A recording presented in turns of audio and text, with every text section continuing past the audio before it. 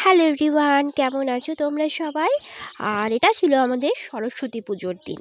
তো সরস্বতী পুজোর দিন সকাল থেকেই গোছগাছ চলছিল, আর আমি করছিলাম শাড়ি পরার প্রস্তুতি। ভাইয়ের স্টুডেন্টরা মণ্ডপ সজ্জার বাকি কাজগুলো সেরে নিচ্ছিল। আসলে আমাদের বাড়িতে অনেক বিড়াল কুকুর থাকার জন্য না আগে থেকে প্রিপারেশন করা সম্ভব হয় না, কেন কি ওরা সব ভেঙে ফেলে। তো যাই হোক, ওরা পুজোর দিনই বাকি কাজগুলো করে নেয়। আর এটা হচ্ছে আমার ভাই, আর হচ্ছে ভাইয়ের স্টুডেন্ট। ওরা সবাই মিলেই কাজকর্ম করে। এর হচ্ছে ছুটকি, আর এই হচ্ছে আমার ফাইনাল লুক। আমি পরেছিলাম হলুদ রঙের শাড়ি। তো তোমরা অবশ্যই জানিও কে কী রঙের শাড়ি সরস্বতী পুজোর দিন পরেছিলে।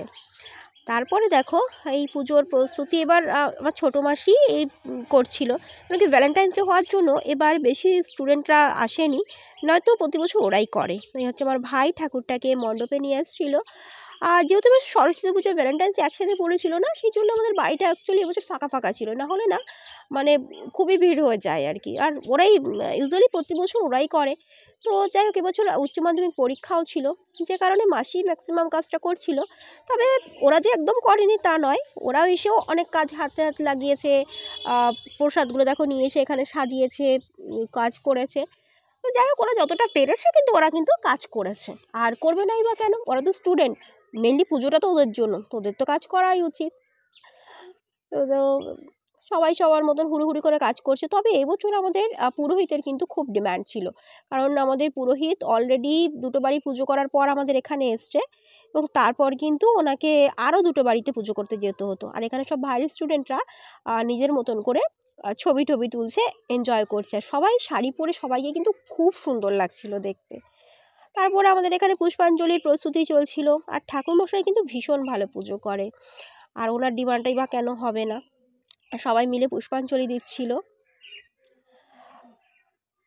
প্রতি বছর না বেশ 2-3 বারে পুষ্পাঞ্জলি দিতে হয়, এবারটা তো একবারে পুষ্পাঞ্জলি হয়ে গেছিলো।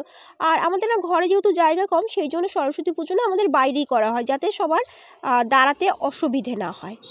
আর তারপর ঠাকুরমশাই সবার গায়ে শান্তির জল ছিটিয়ে দিচ্ছিলেন। আর সত্যি ওনার এবার কিন্তু প্রচুর তাড়া ছিল, কারণ যাদের বাড়ি পুজো করানো ছিল না তারা কিন্তু এসে বসেছিল।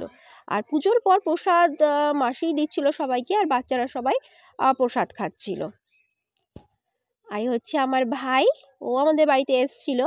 তো ও যাই হোক ঘরেই বসেছিল, ঘরে বসেই ও প্রসাদ টসাদ খাচ্ছিল। আর এই হচ্ছে আমার ভাই, যে পুজো টুজোর পর একদম কিছু পোস্ট টোস্ট দিয়ে ফটো ভিডিও বানাচ্ছিল।